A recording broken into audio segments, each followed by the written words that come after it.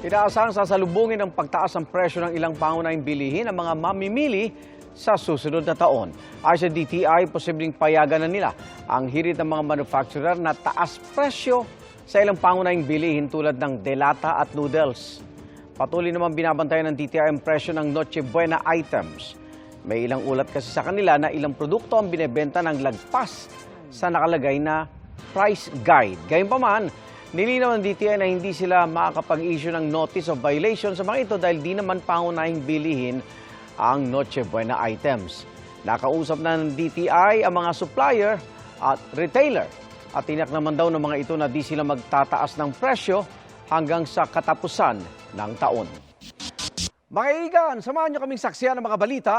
Mag-subscribe sa GMA Integrated News sa YouTube.